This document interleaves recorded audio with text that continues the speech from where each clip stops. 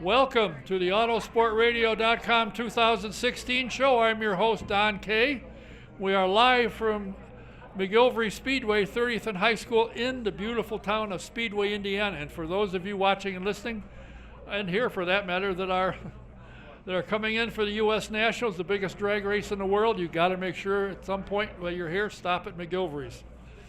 Tonight's show is presented, as always, by Honda and Honda HPD. Founded in 1993 to spearhead Honda's entry into IndyCar racing, Honda Performance Development has overseen successful racing efforts at all levels of the sport, from karting and quarter midgets to IndyCar and prototype sports cars. HPD offers race engines and competition products for professional, amateur, and entry-level racers. For more information about HPD and the company's racing product lines, please visit hpd.honda.com. That's hpd.honda.com. And I want to remind you, if you are a genius with a computer, as I am, then when you need help, call Jack at Computer Overdrive. They're located at Lyndhurst and Crawfordsville Road. And for those of you who want to look into drones, the rules for drones and operating them and getting a license has changed as of yesterday. Now it's quite simple. And Mark at Computer Overdrive can help you. They've got everything. And the new law has changed, so if you're interested in seeing how they work, what they can do, and the fun you can have, go see them. And if you haven't been to the museum yet, you need to go in. The museum, the Indianapolis Motor Speedway Museum, you can become a member. There's a number of divisions that you can join, and their perks are listed. We got a sheet up here that'll tell you what it is and what it does. And should you have the problems that I have and be gimping around, do yourself a favor. Call Dr. Rob Schroeder. He's a chiropractor, and he's one of the very best. You can make an appointment at 317-388-8755. That's Dr. Rob Schroeder. And if you want to keep up with all the racing world for the IndyCar and their Mazda Road to Indy, I highly recommend TracksideOnline.com. They not only cover the IndyCar series, they also cover the Mazda Road to Indy. You get all the information, and it's very inexpensive. So check it out and join it. I got to mention, first off, the owner of this fine establishment, Angela, who's around here somewhere. It's her birthday. Happy birthday, Angela. How many people watched the Texas race? Was it a good race? Yeah. Did you like the winner? Yeah. That's better than last week. Everybody said no. I felt kind of bad for Hinch because he led 188 laps, but he got the second prize. He's going to be on Dancing with the Stars. That should be interesting to see how that works out. Don't forget this weekend, the IndyCar Grand Prix at the Glen. First practice starts on September the 2nd at 11 a.m. It'll be on NBC Sports Network. Second practice is at 3:30, but it'll stream live on racecontrol.indycar.com. The same with the 11 o'clock practice on the 3rd. 6:30 qualifying will be shown on NBC Sports Network. The warm-up on the 4th at 10:30 in the morning will be a live stream, and on the race is at 2 o'clock on NBC Sports Network. You don't want to miss it. Should be a good race, a great place to be. And my first guest for next week is somebody I think maybe one or two people might have heard of. Might want to see a young man. He's a current and defending champion for the Verizon IndyCar Series. None other than Mr. Scott Dixon. Now, sitting next to me is a lady. I said to my friend Charlie, I said, you know, I don't know that much about NHRA. I used to follow it from back in, as they say, in the day when the Hemi Underglass, the Blue Max, was running when Chris Karamessinas was but a young lad. and she said, I got just the person for you. This lady, believe it or not, has been involved in NHRA for better than 60 years. And she doesn't even look 60. Oh, and this will be her 61st U.S. Nationals. She's originally from Maryville, Ohio. She's had a long and interesting career, and please, I want you to welcome her. Please welcome Eileen Daniels.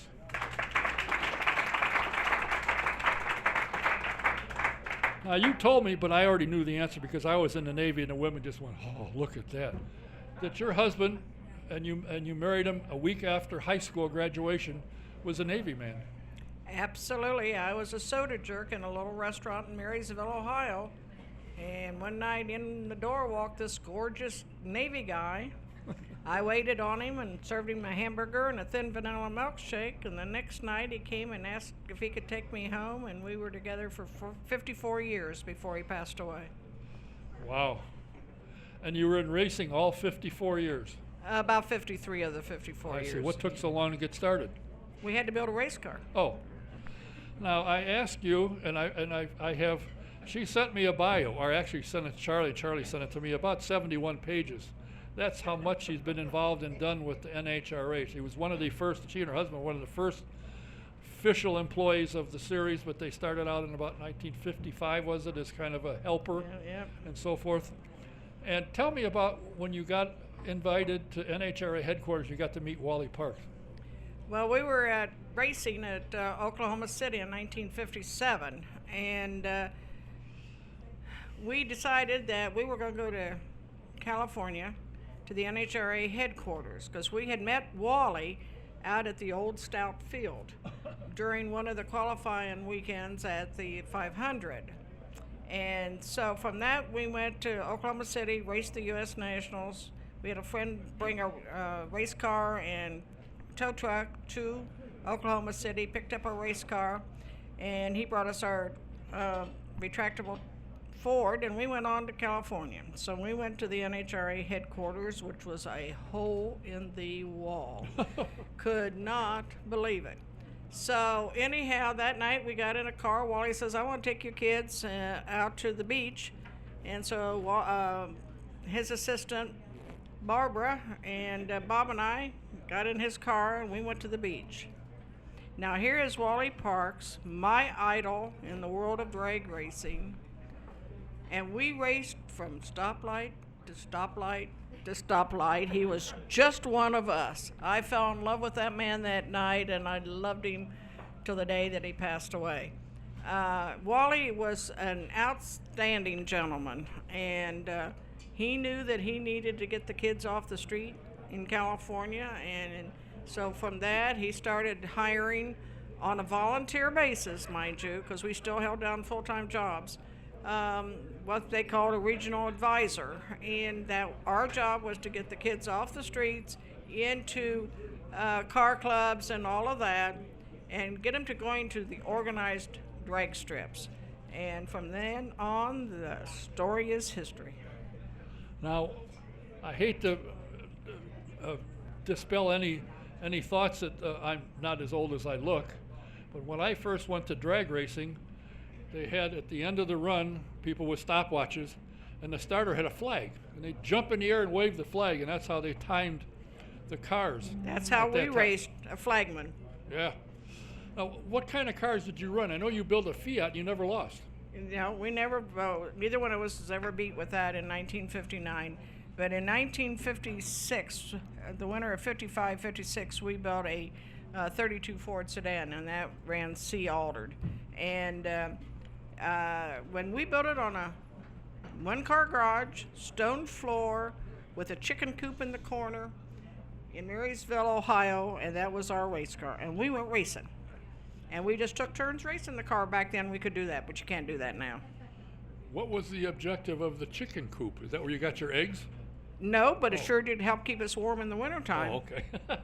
That's why I live in Florida now. I don't have to have that. I see.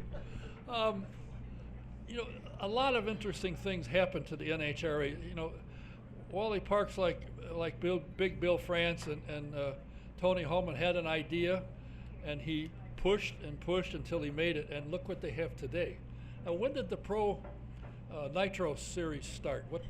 When did they start all that? Oh, heavens. Now you're asking me years, and I can't tell you that, because after, of course, Bob and I were out running the races. He ran every car that went down the drag strip. I mean, he was the director of the cars.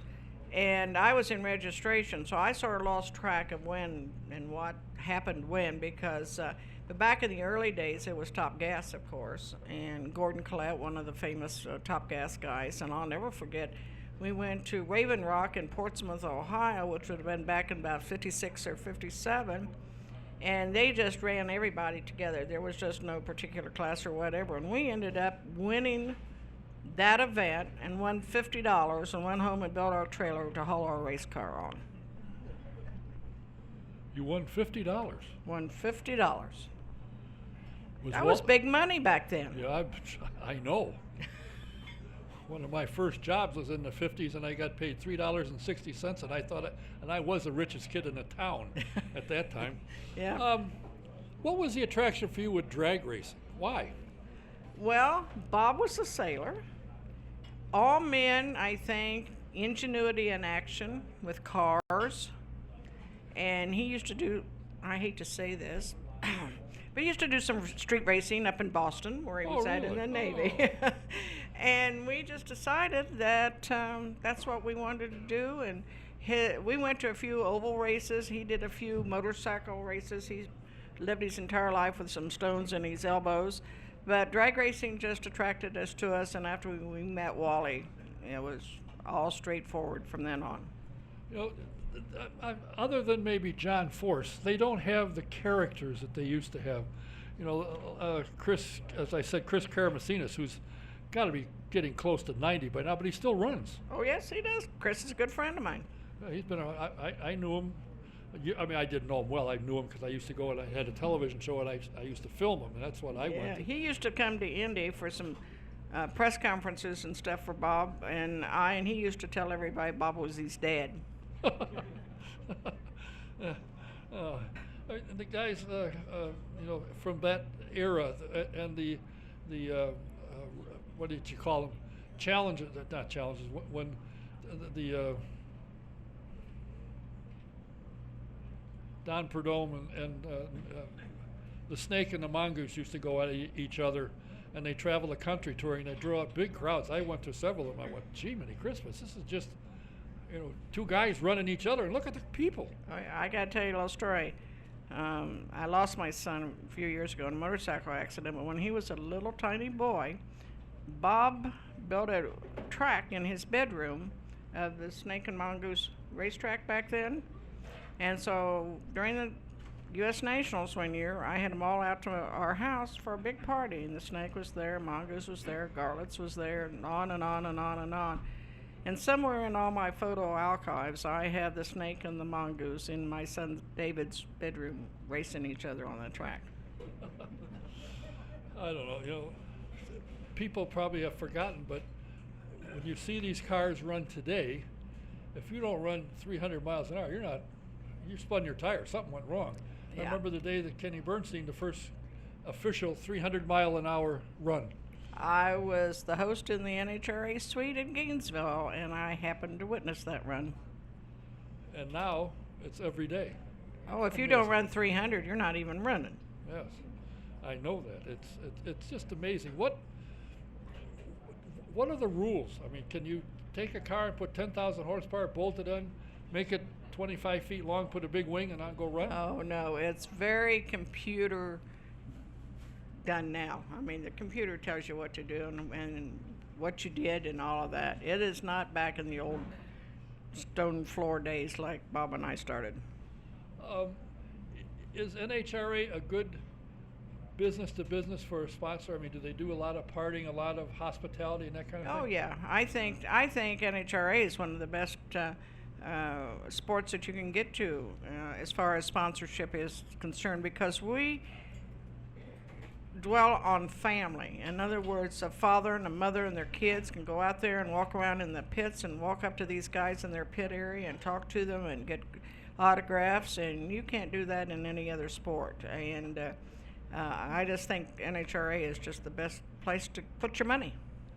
Yeah, and the advertising they're doing now around here is amazing.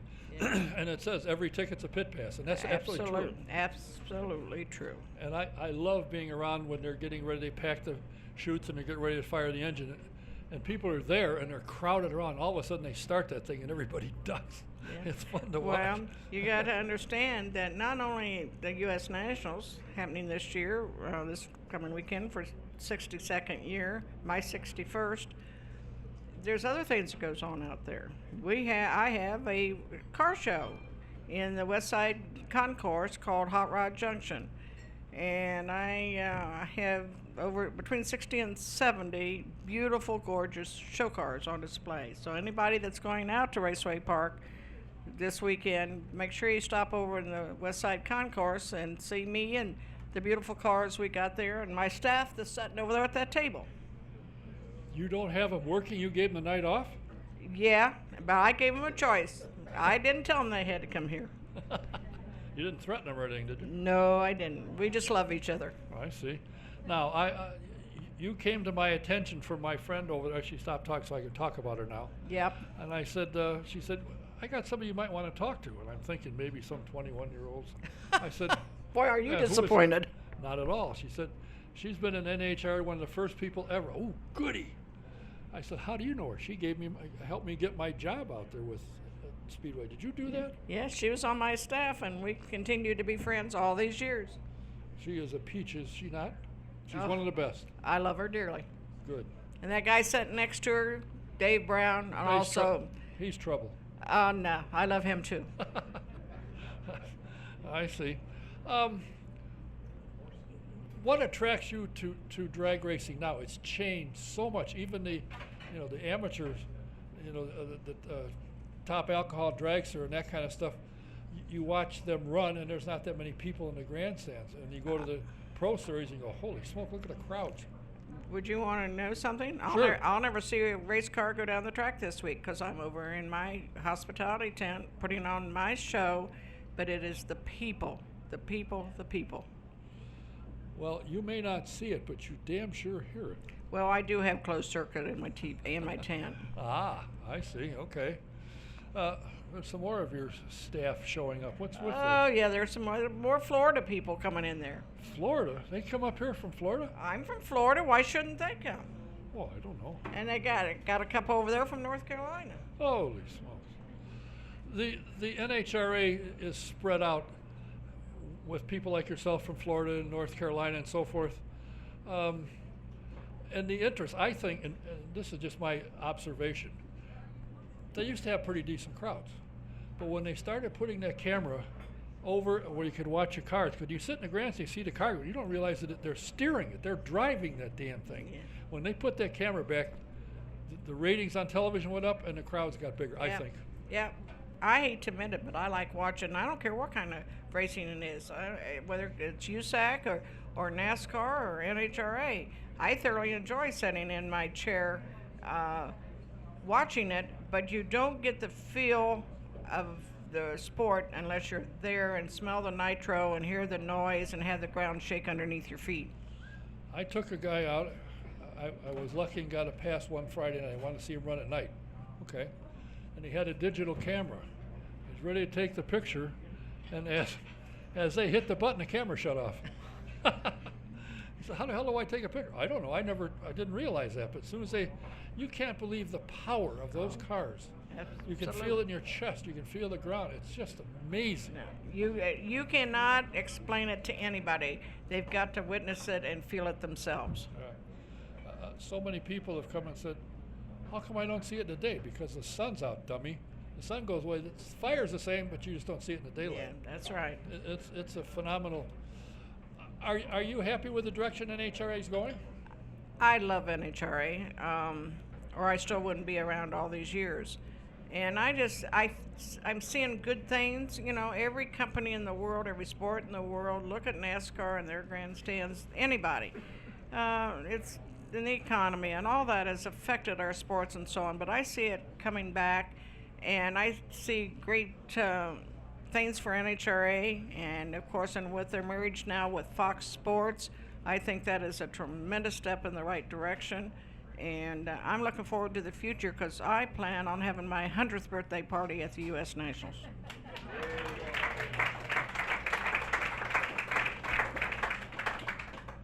Well, while they're not listening, they're taking that in. Are you going to invite me to your 100th party? Absolutely. Ooh. You heard that, Charlie? I'm going to get invited. I'll invite you. She'll invite you, actually. You know, one of the changes, and I was around with Connie Coletta and Big Daddy, and Shirley Muldowney showed up, and boy, she had an awful time. That has really changed. If you don't see on television the young lady putting her helmet on, you don't know who's in the car. Absolutely. But there's a lot of females, and they're very good. My husband gave Connie Coletta his first airplane ride and then gave him all of his books to learn how to fly an airplane, and look what he's got now. He's only got 30 or some odd planes, and I think Doug's got in the teens somewhere. And then Don lives 30 miles from me in Florida, so he used to call Bob and he'll say, that damn NHRA, get up here. We've got to get this settled and all of that. But Don will be parked right outside my entrance gate this weekend. So, You know, are there openings for kids coming out of school that want to get involved as mechanics and the PR business and that kind of thing? Are there jobs available? absolutely, absolutely. NHRA has a great program like that, and for drivers, they start with the junior dragsters. And at the Winter Nationals and here and every place else, we take large group of high school students out and tell them all about the sport and how they go about continuing into, becoming mechanics or whatever, and let them meet the drivers. And we're all for the youth. I mean, the youth is what's going to keep this thing going for the years, because all of us old people are going to leave this earth, and we're going to have the biggest drag race in the world in the sky. But we got to get these kids out there and get them involved and really love the sport. And we do have some great junior dragster drivers. Yeah, that's a big series. Yep. And out here at LOR, formerly IRP, I think on Wednesday night or something, you can bring your dad's car if he doesn't know about it, come out and run. Absolutely. And they draw pretty good crowds. Yep, yep. It's always been fun. Our goal is to get the kids off the street and not go out there and street race. It's not drag racing, and I get madder than holy goodness when I read in a newspaper this and this happened at a drag race on such and such a street, because that's not drag racing. Drag racing takes place at a sanctioned drag strip, and that's street racing, and I want to go out and choke them all. Well, did you ever bring that to Mr. Park's attention as he's going balls out from one light to another? I know, I was just sitting there, couldn't believe what was happening. What got him into it? What was his attraction to get in and Bonneville. Oh, really? Yeah, and he's always had a great love for speed, and he was very involved in. And he ran. Suddenly out on the Daytona beach. Back in a few years 50s. ago. Yeah, it was back. I remember it. I hate to say that, but I was old enough to be cognizant of what they were doing. So. Yes. True. Yeah, that's all I right. wish I could say I really didn't understand it, but I did. I was there. Yeah. And watched it. Yeah. Now, I have to fess that I was one. I forget a Ford something or other that I thought was pretty quick. I had glass packs that made nice noise. And I lived outside of Chicago, and there was a nice run of highway about 2.5 miles. The Granatelli brothers used to test their Fordillac out there at Route 83 and Irving Park, so we'd run up and down there. I did get stopped a couple times. Oh. When my dad found out about the second one, that ended my career in that deal. So, but everybody did it. They don't do it now because it's not a good thing. And there's so many tracks available now. Yep. Where they can run. What do you, aside from the car show you have going, aren't you involved with the hospitality and some of the stuff that goes on around? It used to be, but now it's boiled down to they want something for the spectators to do when they're not watching something they want to watch. Spectators don't want to sit in the grandstand for 10 hours a day. They want to go up there and sit and watch. If they're a Top Fuel fan, that's what they're going to watch. They're going to watch the Nitro cars. But they're not going to sit there and watch the stalkers and so on. So they wanted to have something for them to do. And I get lots of compliments every time I do a show that thank you for giving us something else to do. We cannot set up in the grandstand. If you go to a NASCAR race or anything like that, you're in the grandstand for 4 hours or so. Well, out here, you can be there for 10 hours, and that's a lot. That's a long time sitting on your butt. So, and for cars that you're not maybe interested in. So this way it gives them a chance to get out and walk around, see cars, meet new people, and all that. And that's what my staff and I are there to do, is to entertain them. When you leave here for the rest of this year, what are you going to be doing? Are you going down to Florida and sit on a beach and drink Mai Tais? Are you kidding me? I'll leave here on Wednesday, because I got to be in Bowling Green, Kentucky Wednesday for an event down there is put on by Holly Carburetors, which I'm sure you're familiar, and they have an LS Fest there. And so I'm there as their consultant at that event. Then I'm going to go home and be home about 4 days, and I'll get in a rental car and I'll drive to Boston, Massachusetts to produce my 28th annual Navy reunion. And the ship is there. Bob and Ted Kennedy helped save the ship from being getting cut up, so it's a museum, so I'll do that. So that takes me through September. October, I'm basically home. November, I'm flowing to England every year to the British Drag Racing Hall of Fame. They took me over there last year for the first time, and I was home 2 days and had my ticket for this year. They said I was very infectious over there, so they're taking me back. And I'm on the drag racing panel as part of that weekend. Do you come to town in December for the PRI show at all? Not for the PRI show, but I sure in the heck come up here for 3 weeks with my daughter for Christmas and New Year's and her family. You got a daughter that lives up here? I have a daughter that lives up here. Well, I'll be darned. I mean, I just met you today, so how the heck would I know that? Well, I thought you were magic. You know. Oh, yeah, I'm magic. These people tell you, he's magic, all right. You know, for you to still be involved, and heavily involved, I might add, you obviously got to enjoy it. And the people involved. What's always impressed me with NHRA is they're approachable. Mm-hmm. Drivers, team owners, That's right. You know, mechanics are approachable. If you want an autograph, you may have to stand a little bit. If you're on Force's place, you can stand there for quite a while. Oh, yeah. But they'll talk to you, they'll sit with you, they'll autograph, they'll pose for pictures. They are approachable, and I think that is to me is magic. Yeah. Force never sees me that he doesn't come over and give me a big old hug. You know, today I was out at pit stop in Brownsburg having lunch and talked to Steve Johnson out there. And these guys, you know, we're all friends, and they even have to come to me and ask me questions or something about the older years. And I say, what's wrong with this picture? Now, when I talked to you last night, you were there. Yeah. And I said, you know Harold? Oh, yeah. I said, oh, boy. Yeah. What a shame. You know who I met today, which was very interesting, but I'm sure you've heard of Pete Rose. Oh, yeah. His brother Dave is the chef there, and boy, does he look like Pete Rose. What a nice gentleman. Yeah, he is. And the story is, not from him, that he was a better player than Pete was. Yeah, he was talking a little bit about his time in the But he was baseball better than time, Pete. and that he could have went football, but he didn't, and all that was And very he's been interesting. involved in racing. Yeah, The sprint car owner. I think he still owns a sprint car, actually. yeah.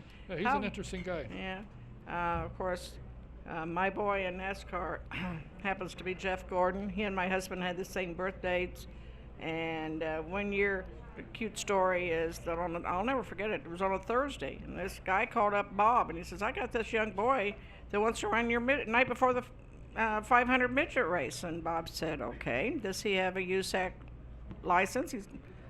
I said, "No." Bob said, "Well, that's the first thing he's got to have. So get your down to the office, and I'll call ahead and said that you're coming." And so they got that all done. Jeff came and he said to this gentleman, he said, "Well, now I'm having open practice Friday night." And he says, so he needs to get out here and get some time on the racetrack. And Dad said, "Oh, he can't do that." And Bob says, "Why not?" And he said, "Well, he's going to graduate from high school." So he can't, and Bob said, "Okay, we're having open practice Saturday morning, so he needs to be here. He can't just come out here and jump in a car and go racing." So he did. He came out. And our PR director come up to the front office and says, "Boss man, you've got to get down there and see this kid. He is flying." And he said, low ET, top mile per hour, and won the race on that. And he jumped out of the car, went like that with his arms. And Bob says, "That's our TV star." And that's when we starting the Thursday Night Thunder series. And we used Jeff, and we became very, very close with Jeff. And he's back in the car. He retired, and he's back in the car. Well, yeah, but that's a situation that Yeah, was I not know. his choice. But I just don't want anything to happen. That's Right. what I'm worrying about, you Right. know. So, but That's- a lot of those, and Tony Stewart is a good friend. I mean, and those guys used to race with us on our Busch Series races out there. So I became friends with all those people. Well, it's too bad that the Busch Series left there. It's too bad that the trucks left there. I think that was a sad mistake, but nobody That's asked managed. me. Yeah, well, they ask you didn't either. ask me, or they would have had an earful. But that's management. Well, I'm going to let you go so you can have dinner. These people are sitting there saying, "Come on, we're hungry. Let's go." I feed them well. I bet. Okay. And I appreciate you taking the time. It's been very interesting, and I think Wally Park made a good choice when he hired you and your husband to work for him. Well, thank you. I know that I'm very happy with my career, and it's not very many people can have a career that lasts this long and love it the way I do. Where do you live in Florida? I live in Leesburg, which is halfway between Ocala and Orlando, and as my beloved husband used to say, we live halfway between the rat and the mouse. You know what that means? No. Well, the rat, Don had the rat on the front of his dragster, and the mouse was Mickey Mouse, and that's true. We live right halfway between. Now, speaking of that, some of the things that have happened, and Garlett's figuring out that having an engine in front of you wasn't a real good idea, and put it in the back. And the swamp rats, I was at his place once. He had a whole room, a building full of them. I don't know if he still does or not, but. Oh yeah, that's a museum. Quite an interesting guy. Yeah, our last Fiat, a replica of it, is in the museum. Oh really? Yeah. How's he doing? Could be better, but he'll be here this weekend. Oh, so. Sure. Yeah. And Linda Vaughn has had some health issues, but I assume she'll be here. Well, the last I read was that she was going to try. So we've just got to keep all those kind of people in our prayers and hope that they can continue leading their life to the best of their ability. And the names that have been associated with NHRA, some of the interesting people and interesting things that have happened, and to think that 60 years when you started in, Chris was racing and he's still racing. Yep. And you're still working. Yeah, back in those days, Bob and I would go to run a points race, if you'd heard about those back there in the Winston days. We used to have to go and lay the wire on the racetrack in one lane, and I'd have to, and the guy'd go out to want to make a record run, and I'd have to record that time, and he had to come back and back that up within 2 hours, and look what drag racing is today. Amazing. We're going to find out more about it. Got a couple of guests from NHRA following you. You're right. And we're going to have a good time. Okay. And I thank you for your time. Thank you for the invite, and I enjoyed it very much. Pleased to have you. See you Eileen all. Daniels. Hope to see a lot of you at IRP this weekend, and if you get out there, come over in the West Side Concourse to the Hot Rod Junction, and that's where you're going to find my staff and I. Okay? Thank you again. Eileen.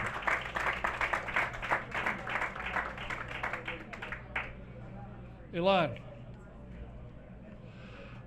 I want to remind you that this program tonight is presented by Sam Pierce Chevrolet in Daleville, Indiana. You got to come to the country to see why the best prices in the country are, in fact, at Sam Pierce Chevrolet in Daleville. And you'll also see why it is that Sam is always rated at the top of customer satisfaction. Take I-69 north to exit 34, exit east 1 mile, and you will see Sam Pierce Chevrolet. The Indy Racing Experience, the home of the most exciting race car ride in America, the two-seater. They run at the Speedway through October, and they go to the various racetracks around the country. If you're interested in giving a ride, Christmas isn't that far away. Give somebody a present. Get them a two-seater ride. Just give a call to 317-243-7171. Ask for Shonda, extension 106. Mention my name, you get a 20% discount. That's pretty good. For those in the back or the front, depending, can you hold the chatter down, please, if you don't mind, so the people can hear? In fact, it's a nice night. There's a patio out there. Hold it down, thank you. And if you're looking for insurance for your home, your car, you got a business, and you need building insurance, any kind of insurance, call Mike Pardee at VP Insurance in Speedway. They're located at 5004 West 16th Street in Speedway. Give them a call. Number 317-248-0070. That's VP Insurance in Speedway. And if you are a vintage car buff, do yourself a favor. Log on to svra.com and subscribe to the Vintage Racing Quarterly. It's a great magazine. You'll see some of the cars that you used to see as a kid. By golly, they're still running. So check it out. It's a great magazine. And if you're going to be anywhere in the Watkins Glen area, September 8th to the 11th, the 2016 U.S. Vintage Grand Prix will be at the Watkins Glen International in Watkins Glen, New York. So stop out and check it out. And if you have a kid who's 9 years old and you want to take him for a ride or get him a ride at the Speedway in a 2-seater, you can do that. They're there every day. Then it's possible to run. All you need to do is show up and mention my name, and the photo that you get at the end of the ride will be free. Now, my next guest, one I've had a number of times and one I've never met before. And I will start with the lady first, and she is the closest. She is drives a Top Fuel dragster. She started out in, what do they call it?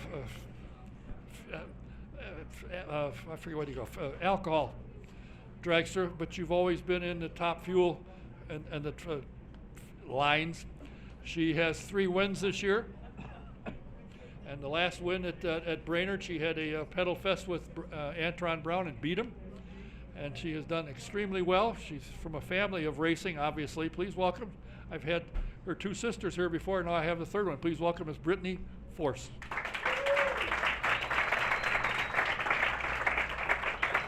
Thanks for having me. It's a pleasure to have you.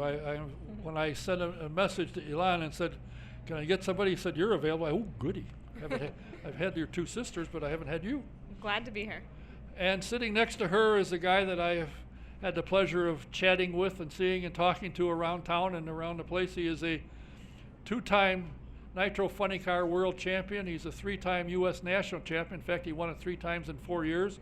And in the 90s, Mr. John Force owned him, except one guy beat him. This guy beat him in the 90s. He is the owner of his own team, cleverly called Cruz Pedregon Racing. He drives the Advanced Auto Parts Nitro Funny Car. Please welcome. Snap-on, I'm sorry. Snap-on. A few years back. Oh, yeah, Snap-on. I'm sorry, I'm sorry. I don't know why I said that. I had looked up the picture. Anyway, please welcome Mr. Cruz Pedregon.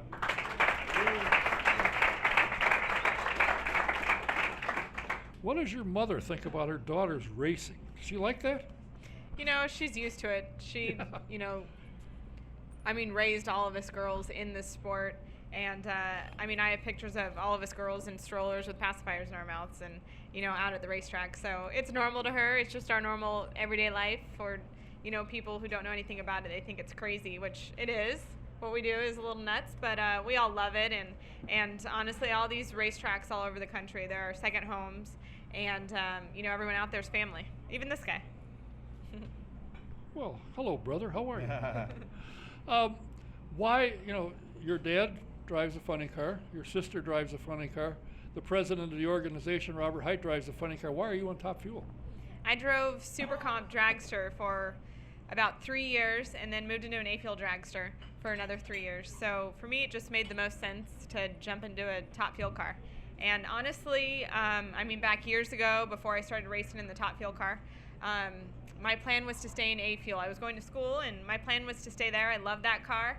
And, my dad said, jump in a funny car. And I just said it wasn't for me. But then the opportunity came along to get into a Top Fuel car. And I said, I'll definitely try that. But I like my A-Fuel car. That's home for me. But once I got in that Top Fuel car, everything changed. And I went a completely different direction. It surprised me. But I absolutely love that car. And, I'm ready for the rest of the season in it. What's it like to be in a family like you're in? Your 2 sisters, you and Courtney run. Your dad runs. Obviously, he is funny car. To be in it, is it tough? Do you compete with Courtney trying to get wins? I know the 2 of you qualified the first time 2 sisters ever qualified number 1 at an event. You did that. You did it Top Fuel, and she did it in funny car. Are you all still pals? Oh, absolutely. That's one of the, that's what makes my job so much more enjoyable, is that I have my family out there. I have their support. Every single run I make down that racetrack, Courtney's on the starting line watching next to my dad and my mom. So very lucky, very blessed that I get to do what I love and have all them out there and have teachers out there. I go to Courtney sometimes when I screw up and I need advice, or I go to my dad or Robert, and it's nice to have all of them out there. But really, it's Courtney and my dad, since they both drive the funny car, and every once in a while they get paired up next to each other.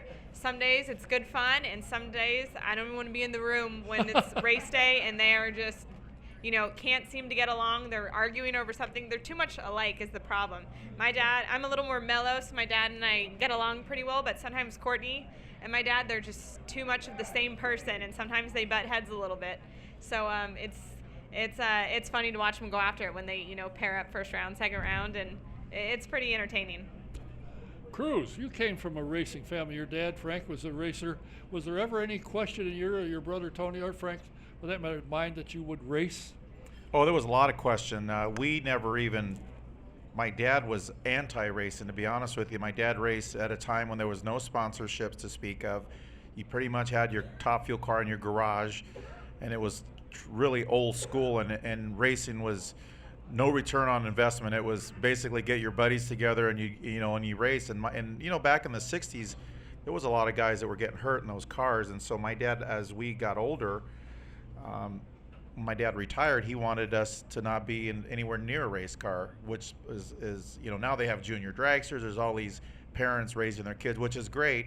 But we never had, first of all, there wasn't even junior dragsters when we were kids. We had those little radio flyer wagons. We'd put big tires on the rear and do that kind of stuff. And we'd make these little soapbox derby cars and push them down a hill. But we loved the sport. I mean, even, you know, talking to Brittney, you know, John Force was one of the guys that raced in Southern California that, you know, the funny cars is what we fell in love with in the 70s. Those cars, the drivers, that whole, you know, 64 funny cars and all the stuff that went with the funny cars, we fell in love with. So we started going to races on our own, and then we lost my dad at an early age, and so I was 18 when my dad passed away. So we just kind of carved our own way, and here we are. I'm not going to bore you with all the details, but it was a different road that we took and a path. And I think back, and I remember we just lost a driver that John Force and I used to race, a guy by the name of Chuck Etchells, and we lost Al Hoffman a few years ago. And I was thinking about my years in the funny cars, thinking, man, we've been doing this a long time, and I've been racing against John Force, her dad, all these years. And for me, people say, hey, what's your favorite race? How do you measure success? I measure success by, heck, I've been able to do it. This is my 25th year in Nitro racing, and from a guy that came from really not a lot of money, and I'm a 7th grade dropout, to own my own team and, you know, and won championships I'm just living every day. And even though we're not having a great season, I think back and where I came from, and to be able to be doing it this long is really, I could retire tomorrow and say, man, I've had a heck of a career, but I'm not gonna. I'm gonna stick around for a while. Do you have a sales staff that goes out and finds sponsors, or do you do that? No, I do that. Last sales staff I got, we wound up in court over,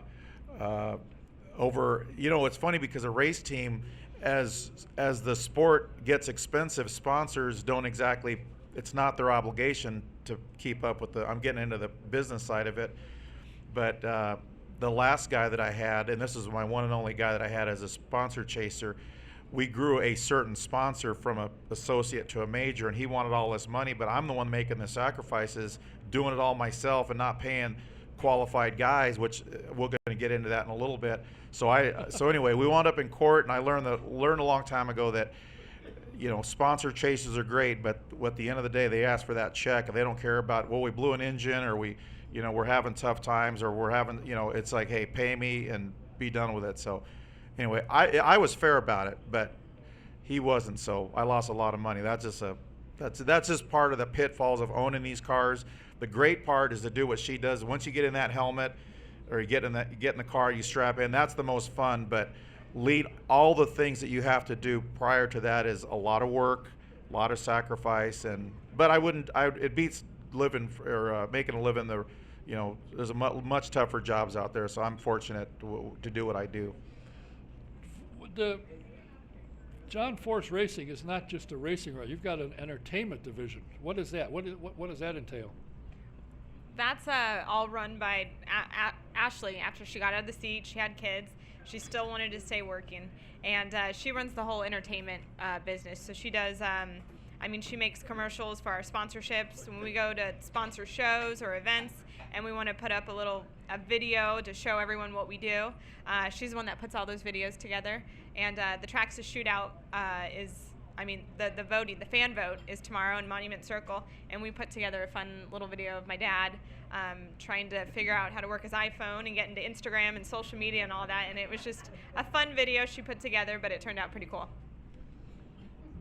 Your dad is involved 24/7. It seems like he's into everything. he gets an idea and get out of the way. Here he comes. He's been hugely successful.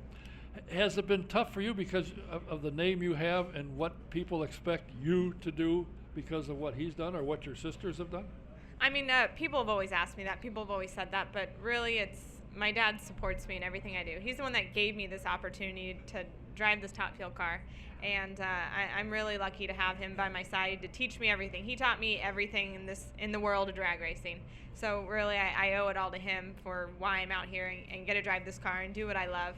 But no one could fill his shoes. I'm going to do the best job I can trying, but no one could ever done what he's done. He's done so much for the sport, and I'm lucky to have him as a teacher. And I'm going to do the best job I can.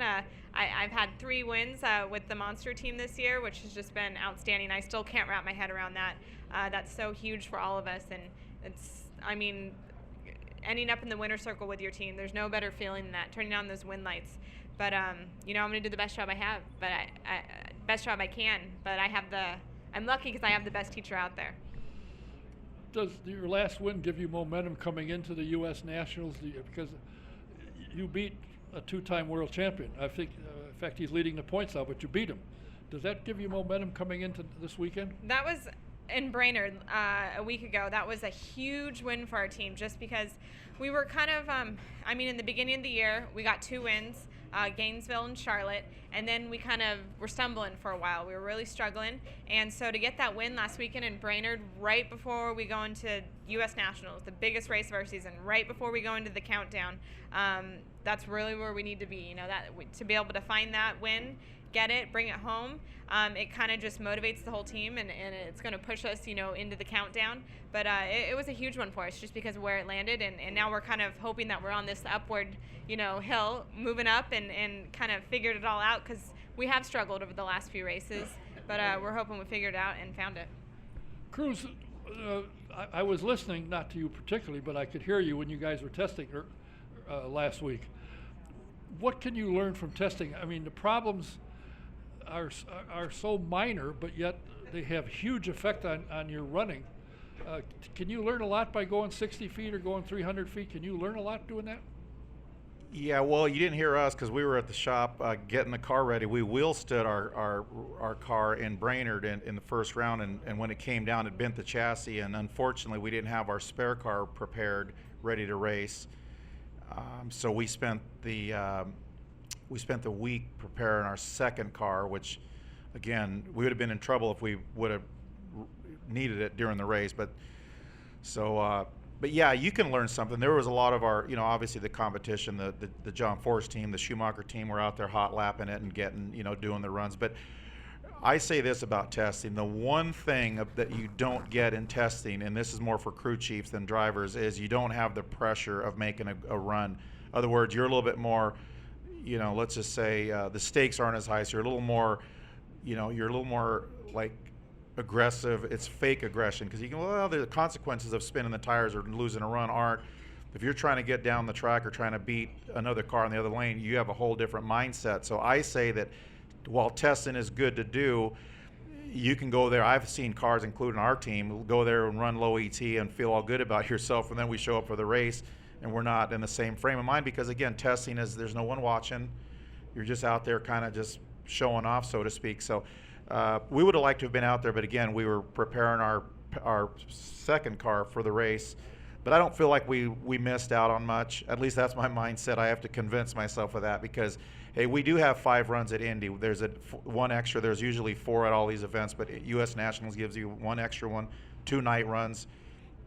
If we can't figure it out in those amount of runs, we're in trouble anyway. But it helps the teams. And right now, the funny car field is really tight. The cars are really fast. The top 8 or 9 cars are really good. They're grouped together, really tight. So it's we'll have our work cut out for us. But if you look at my history and my career, I'm better under pressure. So we have some pressure on us to not only finish the year out. We're not going to make the countdown this year for my first time in like 5 years, but we'll regrouping. I've hired some new people to help me out and help us get us pointed in the right direction. And we're trying to build on the season so we can come out in 17 and be ready to roll. The elapsed time between 1 and 16 is So small. Gee, many Christmas. I mean, if it was, it's not even a second how close these cars are, and you see races constantly being won by thousandths of a second and inches. It's got to be a lot of fun to be in competition like that. That's so close. Yeah, I'd rather have it where we're a tenth ahead of the field, and there's, like the old days. I think back of a guy like this Don the Snake Perdome, who was really, a legend. Even he was the John Forrest before John Forrest. He was kind of like a Richard Petty or Dale Earnhardt. He was in a class by himself, but there were times that he was literally a tenth ahead of the field. He'd be number one qualifier. The guy number two would be, and we think about that now, that'd be unheard of, right, Brittney? I mean, be a tenth ahead. You could be like, take a little nap on the line and still run the guy down. But yeah, the competition nowadays is just so tight. And what it does, it brings the drivers into the picture. You can get a jump on a guy and chase him down, or however you slice it. So it brings not only the mechanical aspect of the cars and the setup guy, but it also brings the driver. You have to have the driver has to do their job, be on time, and that, like I say, that brings everybody into the fold. So when you win a race, the driver can take credit along with the team and the crew and all that, which makes it exciting. Well, it seems to me when I first started, I think to myself, geez, I think they use candles for lights. But they had a light bulb, and you could see the light bulb start to ignite, and they went. Now they've got an LED. It's on right now. How do you practice? What do you two do to be able to get the best reaction time? Do you have ways of doing it? Do you practice? Yeah, I have a practice tree in my lounge, and I'm on that all day. It's really, I'll sit down and I'll just, practice. The tree comes down and hit it a few times, but then I have to walk away from it. Because if you sit there for 20 minutes on it, that won't work for me, because that's not reality. That's not how we go up there and do it. And so I'll sit, and practice all throughout the day, and also going up on the starting line and just staring at that tree, and watching other cars make runs, and staring at that amber. That always helps me. It's amazing the number of guys that come when they went to the LED. I said, is it different? Oh yeah, because we used to be able to see the light start to light. Now it's just on and you're gone, and the clock starts. What's the time that the starter will hold you? When you get into place, how long will they hold you? I'm not sure. I've been doing this for 20-some years, and if you were to ask me the details about, like somebody said there's 7 inches of rollout, I've never taken a tape measure and measured anything out there. I just pull up in my car, my heart's pumping about 160 beats a minute. I don't even know what day it is, and I'm trying to cut a light. So I don't know. All I know is when you roll up there, you light the top light, the other guy lights the top light, and you roll in and you go. And so I will say this, that back when I was racing in the 90s, the tree was a lot quicker. In other words, the second you staged, you had like hardly any time and the lights would come on. Nowadays, for some reason, the tree system and everything, I think they thought a few drivers were counting, namely me and Tony. I think they thought we were counting and then taking off, which is not true. Heck, if I was that scientific, I sure the heck wouldn't be racing. I'd be doing something else, making big money. But I wasn't doing any kind of counting. We were just leaving when it was time. But so it does seem like a long light nowadays, right? That's the thing is they switch up all the time. Sometimes I'll have a tree that comes down and it's like instantly. You didn't even have time to think about it. And other times the tree will come down, but it's like waiting for that amber. If you have to tell yourself in your head, when is it coming? When is it coming? If you have enough time to say that, it's a long tree. And I'll go back and look at it, and sure enough, there'll be long trees. But those ones are tough. Yeah, but it's about the driver being prepared, because there's two drivers, but you can't, like Brittney's saying, you can't be comfortable with, you can't count on it being a, quicker, slow, or quicker, fast tree. But typically it's a longer tree. But here's the deal: the drivers that are good, you can sit up there for 10 minutes and the tree. But the guys that are usually the quick guys will be quick either way. You just burn a little more fuel, and But it's interesting. I mean, it's there are times that I want to go. And there's times that I will go, regardless of where that light is, and that's called a red light. But so you just have to, be focused on it. Do you set up against who you're running? And they say, he staged deep. What the heck does that mean? Start off, and do you do that when you're racing against somebody you think I got to do this or that to get an advantage? Well, I think I know the answer to your answer. But her dad is probably the best driver that I've ever raced, bar none. Not probably is, and he's a deep staging machine.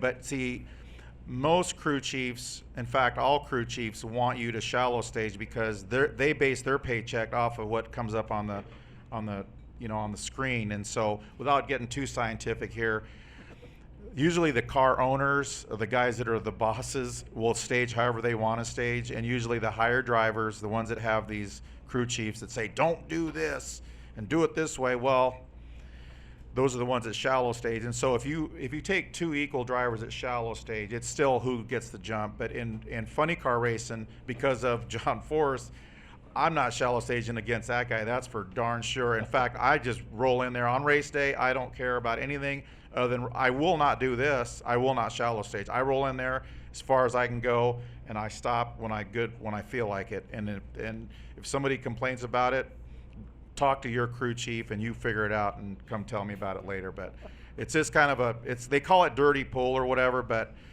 I'm into winning the race and not worried about, because to me, if you're worried about lane choice or whatever, like that kind of stuff, they say to be in the moment, right? In psychology, be in the moment. Well, be in the moment, you're racing the guy next to me. So if we're all let's say we're in a 40-yard dash, any one of us in here, right?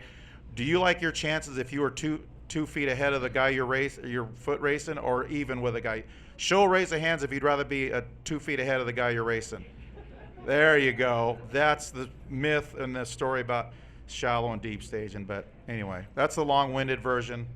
I do what the heck I want to do. I'm the one that's going to go to the hospital if I get hurt, and I'm the one paying the bill, so deal with it. You know, always on race day, I used to change up my routine a little bit, especially depending on who I was running and, you know, what kind of lights they'd cut. And I used to always put in a little bit on race day. And especially in a final round, I definitely deep stage. But this year, we made quite a few changes. Alan Johnson came on board. I have a new crew chief, Brian Hewson, who came on board. And they said, throw all that out the window. You're getting a new routine. You're shallow staging every single run. So that was definitely tough for me because I got used to, you know, since 2013, you know, being able to do what I wanted up there on the light, and now having to start over and kind of learn that whole new routine. It's been tough, but so many runs, you know, on race day, so many times, you know, lane choice really mattered, and we got lane choice because of shallow staging and putting that number on the board. So, like Cruz says, it's, you know, everybody does it a little differently, but we've changed it this year. I got to tell you my favorite story, because Tony worked for John Forrest for many years, and Austin, you guys know who Austin Coyle was, right? One of the greatest crew chiefs ever, was John's crew chief for years. And he would tell John, hey Forrest, all right, now we need this round, we need this ET for whatever, lane choice or whatever, national record. He would tell John, now you shallow Forrest, but yep. And the first thing he would do is he'd roll that baby in there deep. I just think it was funny because the other day, actually, here's a thought, and it kind of speaks to the mindset and what Brittney's talking about. I wanted to shallow stage first round just because I wanted to get the maximum 60-foot time just to see where my car was. So I literally kept telling myself, shallow stage. Guess what I did? I rolled in because I don't have to think about it. So it would be hard for me to revert back and shallow because I'm so programmed to roll in there. I thought when I'm rolling in, I'm thinking, man, didn't I just tell myself to do this? So you kind of get in a little bit of a, you know, mindset. But anyway, it's still about your car being fast, and the driver still has to, probably the most unfair, I guess, comment or thought about people at deep stages, oh, well, they're only cutting a good light because they're deep stage. Not true. You still have to pull the trigger. Like, it's not like I can sit there and go, oh, there's the light, and then go. Trust me, the way I gauge it, if I subtract my 60-foot time from the actual number, and I put myself, you know, to the high standard. So the other day I had a 51 light.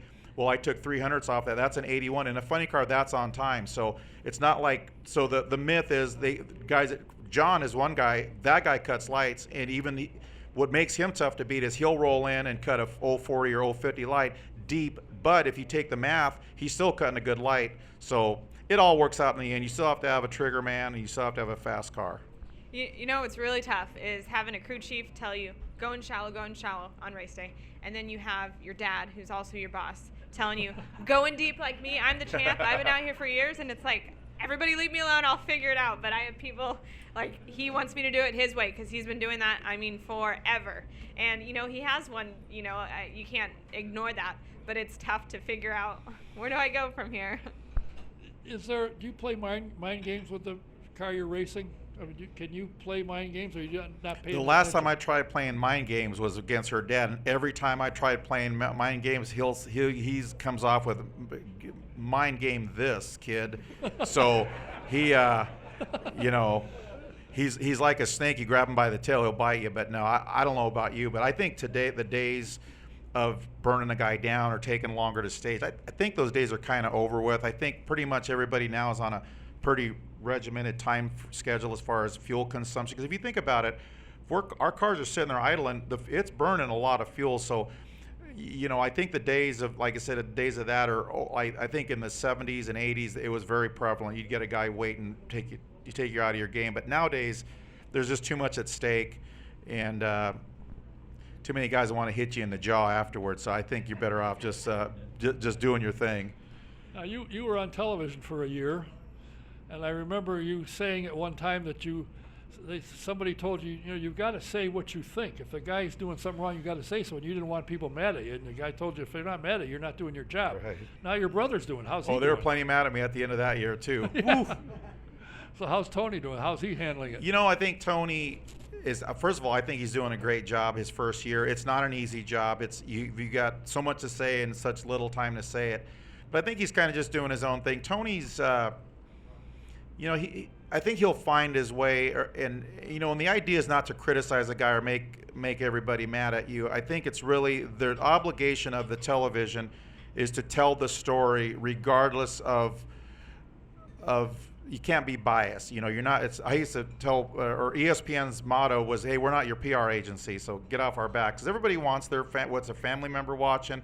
They all want everybody to say, "Oh, great they are." But Tony said it best. Hey, not everybody's great, and so he tries not to get caught up in that cliche mode of where, oh, this guy's great and that guy's great. Well, the heck with that. Not everybody's great. They're good. They're okay, and so I think Tony is. I think he'll find his he won't be as mean as me, but because I think at the end of the day he wants some people to like him still, which I don't really care. But so I think, but overall, I think big picture, I think you guys all agree. Fox Sports coming into the NHRA and bringing in new people, bringing in a new idea, new staff, and really showcasing our sport the way they are, and it'll only get better. I remember one of the guys that used to work for ESPN, after the very first show, he goes, "Hey, how'd you like that show?" Kind of rubbing it in a little bit. And I said to him, it's like a race team. You got to give these guys time to find their rhythm and everything. And I think now they're starting to come around. I don't watch a lot of the show, but like I said, I'm grateful for our sponsors and for everybody here that the show is on big networks. It's run by professionals. It's a little bit outside the box. And yeah, my brother's up there doing his thing too, so that's a good thing. Keeping him in the sport, he was about ready to hang it up anyway. And I think for Tony's got a hell of a credentials, man. He's won more races than me. He's won 2 championships. He raced for the great John Force, so he has a lot of background and insight that not a lot of people have that are sitting on the sidelines. So good for him, good for the sport. When you go to a racetrack, does Monster have a lot of people to come around? I mean, do you guys have to entertain a lot from the Monster? Yeah, that's something new we picked up this year, adding a Monster hospitality. If you got to the races, you'll see the Peak side, you'll see the Monster side, and it's just, bringing out the customers, and we go around and, take pictures, sign autographs, and it's just letting them experience drag racing, and they all love it when they come out. And, it's fun having a crowd like that right there in our pits, watching when we pull in after a run, the guys tear the cars apart and rebuild them, and they are just amazed by it. So it's pretty cool to have their support out there. It's interesting to watch. You think, you take your car to the local garage and he tells you, well, we're going to do a tune-up, and it takes them 4 or 5 hours. You guys pull in the thing, and within 45 minutes, you've taken an engine completely apart, rebuilt it, fired it, and we're ready to go. It's amazing. I go to a lot of shops for Snap-on. The one thing they don't have to deal with for any of the mechanics in here, they don't have to take an air cleaner off. They don't have to take the hood off, right? They have dragster or a funny car, everything's exposed, so it's a little bit easier. But these guys that work on these cars are amazing at what they do. They all know their jobs. They're quick, and they have, the tools that everything's set out exactly what they need. And so, pretty amazing if you've never been to get out and witness a car get overhauled in basically like 30 minutes or something like that. As a team owner, to start a drag team is a very expensive. To have the equipment, everything you need, it's an astronomical cost, because not only do you have to have the car that's there, you've got to have all these spare parts. It was said when they went from a quarter mile to 1,000 feet, there'd be less parts go. I see a lot of cars smoke, so something went wrong. And you still got to take them apart. You got to have, when your truck leaves the garage, your shop, you got to be full of parts and pieces, because you know full well something's going to break. It's got to be an expensive business to get into just to get to the track. It is, and if you think about it like this, I'll give you guys a business perspective. If, let's say you get X amount of dollars per season for a sponsorship, there is no sponsor that I know of that pay you to buy the equipment. You either have to already own it, or you have to figure out how to pay for it over a period of time. So, let's say, and I'm not telling anything out of school here, but let's say it's $2 or $3 million or $4 million a year. Let's just say that's the budget roughly for a drag team or any kind of race team. That's what a sponsor will give you, because that's what's the value of for the TV and all the things. But they're not going to give you an additional $2.5, $3 million, which is what it would cost in today's prices to go out and buy 3 tractor trailers, buy all the equipment. So that's the part that not a lot of people think about. It's very expensive, but again, I'm probably a lot like John, Brittney's dad, that we started out and we were able to, through sponsorship dollars, buy newer equipment, buy newer truck. The other day I bought a new trailer at $320,000. A new trailer costs these days. So you have to figure out it's truly a business, and you have to figure out how to balance it out. You can't get crazy and spend all your money and go broke. You have to kind of figure out, okay, how can I pay for this? Because again, the sponsors are not paying for a new trailer. They're not paying for, they could care less. They say, hey, here's what we're paying you, and we want to see your rear end on TV holding a trophy. That's what they all want. But it works out. It's a good business, and like I said, the TV is a good. We all of our sponsors, I'm sure, Monster and Snap-on and all the sponsors, they want to see TV. A lot of people, and that's where they're getting. So I think now we have to figure out how to go more rounds so we can be on TV more. It's it's been a challenge, but we're rebuilding, rebooting, and we'll come out swinging this weekend. Do you like, Brittney, when you come out of the transporter and there's all these fans, do you like standing around talking to fans and posing for pictures and signing autographs? One of the cool things about my job is actually, I went to school to be a teacher, was my original plan. I got my teaching credential because I love working with kids. So one of the cool things about my job is all the kids that come up to the ropes and ask for autographs or say they want to be race car drivers. That's one of the neatest things that being able to have them out there, have their support. They're cheering us on, and really the fans, after a bad day, the fans will bring you right back up, and going into first round, they'll pump you up, they'll get you motivated. So it's a joy to be out there with the fans. I think back as I was talking to Eileen about, I can remember when Shirley Muldowney came in, and boy, the trouble she had, the problem she had. But today, that's not an issue. When you get in a car, you just put on a helmet and you're going to race whoever's next to you, and that's the end of it. There's not a big issue made about that anymore. Yeah, I definitely don't think we really have that out here. I compete against one other female. Courtney competes against Alexis Trezoria. So there's a mix of girls out there. There's not too many, but I really don't think we have that battle anymore. It had to be nice to beat a 2-time world champion in Brainerd. It did feel good. He's beat me so many times, so to finally beat him in a final round, it felt good. It's interesting. Antron's one of the nice guys in the business, without question, coming out of motorcycles, and here he is in Top Fuel, and he's tearing them up. He's doing, and I kept, every time I see him, I said, geez, aren't you sad you gave up 2 wheels? Oh, no. You did well in that as well. How much longer do you think your dad will be in a car? He'll never leave the business, obviously. He has too much energy to retire. So I think he'll be out here for as long as he can be. He loves it. He loves driving that car. He loves his sport so much. I think he'll be out here for as long as he can be. He loves it too much. Yeah, and then he starts thinking, Chris Karamessinas is almost 90. He'll still run. Hell, I can run. I'm way behind him. I had your dad here one night. I asked him one question, went and sat down. That was all I had to do, and off he went.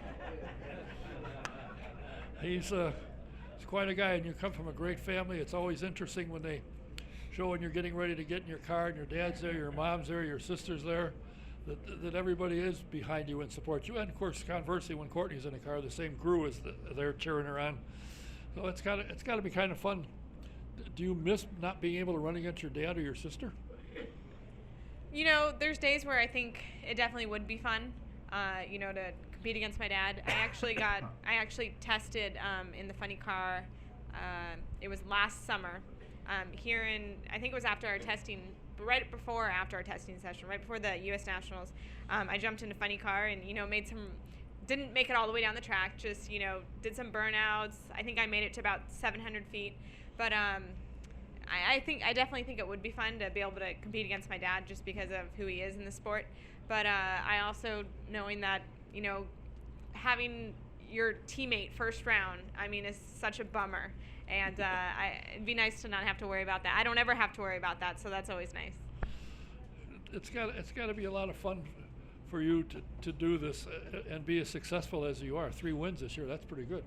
Yeah, 3 wins is huge for us. And the crazy part is our first win came, you know, just the beginning of this year. And I've been out here since my rookie season in 2013. So it took us some time, but it made it that much more worth it. It was one of that moment, that first win at the Gator Nationals is probably one of the proudest moments ever, and it's something I'll never forget. I wish I could go back and relive that whole day. But then when we got our second win in Charlotte at the 4-wide, again, it was, my first thought was, do you ever get used to this winning? Like, it's so exciting. It's you want to relive the moment all over again. And, you know, we got one more in Brainerd, so now we just want to do it again this weekend. Yeah, win the Nationals, that'd be kind of nice, wouldn't it? As a 2-time world champion, Cruz, and a 3-time U.S. Nationals champion, what does it take to win the Nationals? It is the biggest, and when I first came to town 24 years ago, the first thing I do was walk around the parking lot. And I didn't see many cars from the Indianapolis area. They were all from out of state or, you know, down south or wherever. But now I see a lot of local people are hep to what's going on, that you know, it is the greatest race in the world in drag racing, and it's here. You know, what's it like to have won not once, not twice, but 3 times the U.S. Nationals, biggest race in the world, and here you are again going for it? Yeah, you know, it was thrilling. I won those early in my career, and I just clicked them off and figured, hey man, I keep doing this. But you know, I think for me, especially because I tune my own car and I do a little bit more behind the scenes than most drivers. For me, it is a big race. It pays the most. It's the most prestigious race. But I think the key, it's just another race. The times that I haven't done so well is when I think about, oh man, this is the U.S. National, this is Indy. And I think you kind of get into a strange place in your mind, I guess, and maybe try too hard. So for me, we're just going out there, you know, since I've learned those hard lessons, because I've qualified here recently, like a few years back, we had qualified near the top, number 1 a couple times. And we go out there just so fired up, so much energy. It's almost like a boxer trying so hard. He swings, misses, falls out of the ring, and he's got to get back, climb back up in the ring. So you just really have to treat it. And I know it sounds like a cliche, but it's true. You cannot get caught up in the hype.